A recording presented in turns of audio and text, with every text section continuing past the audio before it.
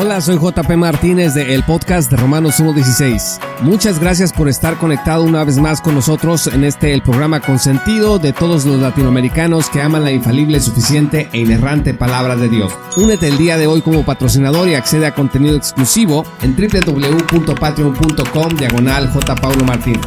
Disfruta del siguiente episodio que hemos preparado especialmente para ti.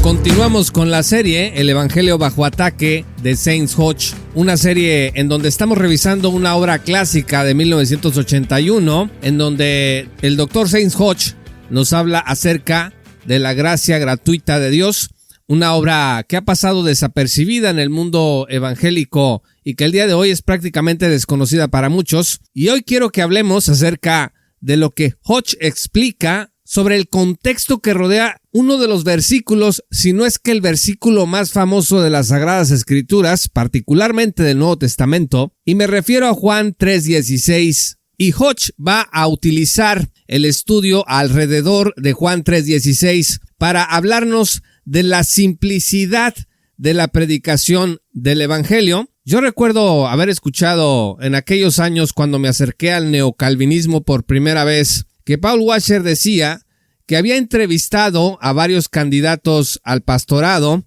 y que les había hecho la pregunta acerca de qué era el Evangelio, y Washer dijo que la mayoría de las personas que le respondieron esta pregunta no sabían qué era el Evangelio. Y bueno, cuando yo escuché eso me preocupé porque yo pensé, a lo mejor yo no sé qué es el Evangelio y he estado creyendo algo falso al respecto. Y a partir de ahí me puse a escanear todo lo que pude sobre Washer y otros que decían conocer el verdadero evangelio de Jesucristo. Por supuesto, aquí yo no estoy diciendo que no lo conozca en efecto. Mi punto es que hay personas que nos han enseñado que hemos estado engañados mucho tiempo, durante muchos años, y que el evangelio no es tan simple como nosotros creemos. Una de las posturas alrededor de estas opiniones tan puntillosas sobre lo que es el Evangelio es que el Evangelio no se reduce a la salvación por medio de la fe en Cristo Jesús, sino que alrededor hay toda una explicación que tenemos que darle a la persona para que conozca el verdadero Evangelio. Dicen, por ejemplo, tienes que empezar desde Génesis, tienes que empezar a hablar de que fue creado Adán y Eva perfectos y que después cayeron en pecado, y luego lo que pasó con Israel, y luego que hay una naturaleza en nosotros, que tenemos una herencia, y toda una clase de teología alrededor de la explicación del Evangelio. Y entonces, cuando le hayas explicado a una persona en la calle todos estos puntos teológicos que son muy importantes, esa persona va a estar en condiciones de aceptar o no la dádiva de Dios. Por supuesto, dentro de la explicación y alrededor de las doctrinas de la teología de salvación por señorío, pues se dice que la fe no es suficiente y que la fe debe de ir acompañada de obras de rendición total, de abandono completo del pecado y de un compromiso de nunca más volver a cometer los mismos pecados del pasado, y que cuando uno palomea todos estos requisitos de la lista doctrinales, de compromiso personal, cuando uno entiende el costo de seguir a Cristo, entonces está uno en condiciones de aceptar la salvación que Dios ofrece, y entonces puede usted decir que es salvo. Antes, no. Saint Hodge es de la opinión que todo esto es equivocado, que esta es una confusión de conceptos y que la complicación que hemos hecho de la presentación del Evangelio ha traído mucho más mal que bien. Pero vamos a leer Juan 3:16, en donde dice la Sagrada Escritura: porque tanto amó Dios al mundo, que dio a su Hijo unigénito, para que todo el que cree en él no se pierda, sino que tenga vida eterna. Y para entender el contexto que rodea este versículo es importante que vayamos al Antiguo Testamento. Tenemos que ir al capítulo 21 de Números, los versículos 8 en adelante, en donde se narra el episodio en donde Israel va por el desierto y se empieza a quejar. Dice el versículo 4 del capítulo 21 de Números que los israelitas salieron del monte Hor por la ruta del Mar Rojo, bordeando el territorio de Edom. En el camino se impacientaron y comenzaron a hablar contra Dios y contra Moisés. ¿Para qué nos trajeron ustedes de Egipto a morir en este desierto? Aquí no hay pan ni agua. Estamos hartos de esta pésima comida. Y de acuerdo con el versículo 6, por esta razón el Señor mandó contra ellos serpientes venenosas para que los mordieran, y muchos israelitas murieron. El juicio de Dios sobre esta queja de Israel en el desierto, el versículo 7 dice: el pueblo se acercó entonces a Moisés y le dijo: hemos pecado al hablar contra el Señor y contra ti. Ruégale al Señor que nos quite esas serpientes. Moisés intercedió por el pueblo y el Señor le dijo: hazte una serpiente y ponla en un asta. Todos los que sean mordidos y la miren, vivirán. Moisés hizo una serpiente de bronce y la puso en un asta. Los que eran mordidos miraban a la serpiente de bronce y vivían. Estimados amigos, ¿qué tiene que ver Números 21 con Juan 3:16? Lo que pasa es que justo antes de que el Señor Jesús diga que todo el que cree en el Hijo unigénito tiene vida eterna, explica a Nicodemo, un hombre religioso, líder de Israel que conocía las Escrituras, le dice que así como levantó Moisés la serpiente en el desierto, así también tiene que ser levantado el Hijo del Hombre.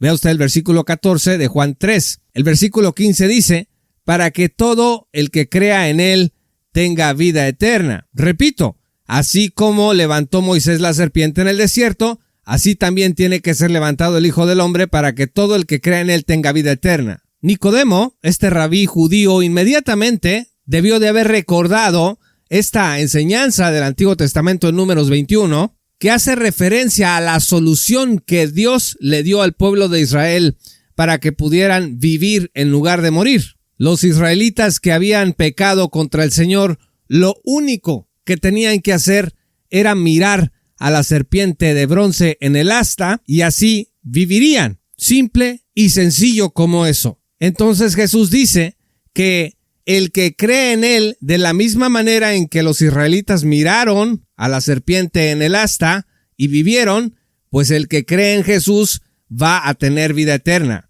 No es complicado. Yo creo que se puede entender aquí en China, que se crea este mensaje de salvación por la sola fe en el Hijo de Dios es algo diferente. Hay mucha incredulidad, hay mucha teología que dice que esta manera de presentar el evangelio es un evangelio falso, es un evangelio de creencia fácil, pero aquí estamos comprobando con las Sagradas Escrituras, sostiene Hodge, que la presentación del evangelio en el Nuevo Testamento es simple. Crees en el Señor Jesús y eres salvo. Por supuesto que ha habido objetores dentro de la teología del señorío que han dicho que no fue tan fácil en Números 21 vivir, porque dicen ellos que si eras mordido por la serpiente, lejos del asta en donde había sido colocada por Moisés, pues te tenías que arrastrar hacia ella. A lo mejor habías quedado allí a unos 300 metros y pues tenías que arrastrarte como podías en medio del dolor, esforzándote para poder llegar hasta el asta y ver a la serpiente y vivir. Entonces dicen estas cosas para tratar de encarecer la gracia de Dios, para poner el evangelio como algo que no es tan sencillo, sino que va a exigir de ti obras, esfuerzo, sufrimiento y dolor. Lo que pasa es que se está confundiendo aquí los requisitos del discipulado una vez que ya uno es cristiano con el único requisito para que una persona sea salva, que es que crea en el Hijo de Dios para su salvación. De la misma manera que el israelita pecador solo tenía que mirar al asta donde estaba la serpiente para vivir. Así que, estimados amigos, Números 21 glorifica la gracia de Dios. Es un pasaje en donde la gracia está en todo su esplendor, porque el israelita no tenía que hacer absolutamente nada excepto mirar para vivir. Hodge dice lo siguiente, cito: la historia de Números glorifica la gracia de Dios por la extrema simplicidad de la solución divina que desesperadamente necesitaban los israelitas. La fe es tomar la palabra de Dios y recibir el testimonio de Dios como verdadero. Fin de la cita. Vean ustedes lo que dice 1 Juan 5, versículos 9 al 10. Aceptamos el testimonio humano, pero el testimonio de Dios vale mucho más, precisamente porque es el testimonio de Dios que Él ha dado acerca de su Hijo.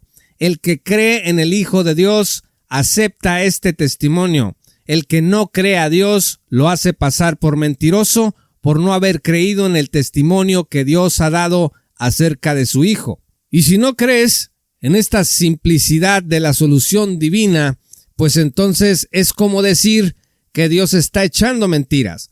Por eso Hodge y los maestros de la gracia gratuita en general consideran que todas las teologías que le añaden, que tratan de perturbar, de destruir, de deshacer esta simplicidad del Santo Evangelio de Jesucristo, en realidad están haciendo que Dios parezca un mentiroso, porque Él dice en su revelación que para salvarte solamente debes de creer, pero nosotros le añadimos a eso y decimos, no puede ser tan fácil, eso llenará la iglesia de falsos cristianos, esa es gracia barata y otro tipo de calumnias que en realidad lo que hacen es que nos enfrentan no con los maestros de la gracia gratuita, sino con el mismo Dios que en su revelación está dando esta solución radicalmente simple para los que viven en perdición, para los que viven bajo su ira. Por otro lado, Romanos 4:21 dice que hay que estar plenamente convencido de que Dios tiene poder para cumplir lo que ha prometido. Si Él dice que teniendo fe en su Hijo tú recibes la salvación,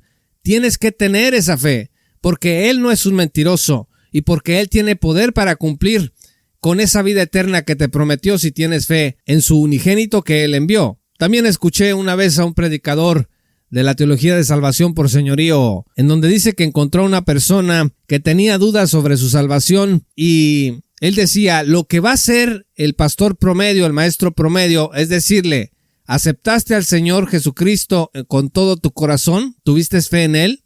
¿Tienes la fecha? Porque algunas Biblias tienen ahí la fecha en que la persona creyó, no, pues el 23 de marzo de 1900 del 2010, o ponga usted la fecha que usted quiera. Y este predicador del señorío decía, no puedes confiar en eso. No puedes confiar en el día en que tú dijiste, Señor Jesucristo, creo en ti, creo que soy un pecador y que tú tienes poder para salvarme. Este predicador decía, eso es una mentira. Lo más probable es que vayas caminando rumbo al infierno engañado. Y esto es parte de las teologías, como por ejemplo la de Arthur Pink, en donde él claramente dice que creer en Cristo no es suficiente. Y así todos los maestros que terminan empujando y empujando para que el evangelio no sea simple, están trabajando contra la gracia de Dios. Y están presentando falso testimonio contra Dios mismo que ha prometido que el que cree en su Hijo tiene vida eterna. Entonces, si no puede estar seguro de su salvación por haber creído en Cristo solamente, ¿qué más tiene usted que revisar? Y los maestros de salvación por señorío rápidamente le van a poner el foco en su propio desempeño. ¿Cómo estás viviendo? ¿Qué estás haciendo? ¿Qué estás viendo? ¿Qué estás tocando? ¿Qué no estás haciendo? ¿Cómo ha sido tu vida los últimos 6 meses, el último año, los últimos 2 años? Y entonces quitan el foco de la fe en Cristo Jesús, quitan el foco del asta en donde está la serpiente de bronce para poder vivir y lo bajan a usted mismo. Es como si le dieran un espejo. Es como si los israelitas que fueron mordidos por las serpientes en el desierto, se les hubiera dicho, lo que tienes que hacer para vivir es que tienes que buscar un lugar en donde se refleje tu rostro, en donde se refleje tu vida, y ahí revolcándote de dolor por el veneno que te inyectó la serpiente al morderte, pues pensar en cómo ha sido tu vida, en lo que has hecho, y buscar evidencias de que hay vida en ti. Esto, por supuesto, es, discúlpeme la expresión, pues una tontería, sobre todo porque es contra el consejo de Dios. Hay que ver el asta para vivir, hay que ver a Cristo y creer en Cristo para vivir, no verse uno mismo, porque entonces no va a encontrar usted nunca paz y tampoco salvación.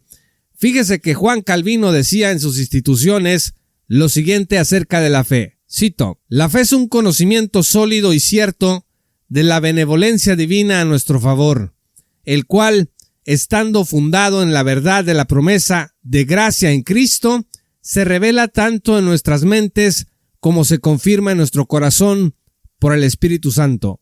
Fin de la cita. Así que hasta Juan Calvino, líder de la Reforma Protestante, tenía claro que la fe no tiene nada que ver con nuestro desempeño, que la fe es confianza, es un conocimiento sólido y cierto de la benevolencia divina a nuestro favor.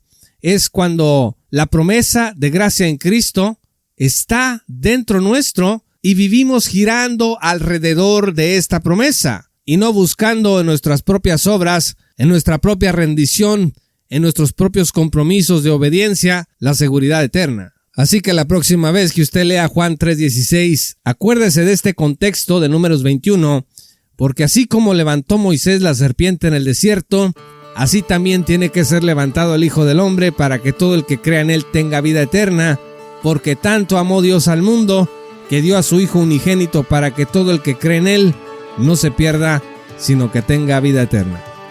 Muchas gracias, estimados patrocinadores y amigos, por escuchar este programa. Yo soy JP Martínez de el podcast de Romanos 1:16. Este programa es posible gracias a la aportación generosa de nuestros patrocinadores que están hombro con nosotros en esta tarea de divulgación bíblica y teológica para la gloria de Dios. Así que únete el día de hoy para que puedas apoyarnos y que estos materiales puedan seguir siendo producidos para la gloria de Dios y el beneficio de nuestro público en todo el mundo de habla hispana.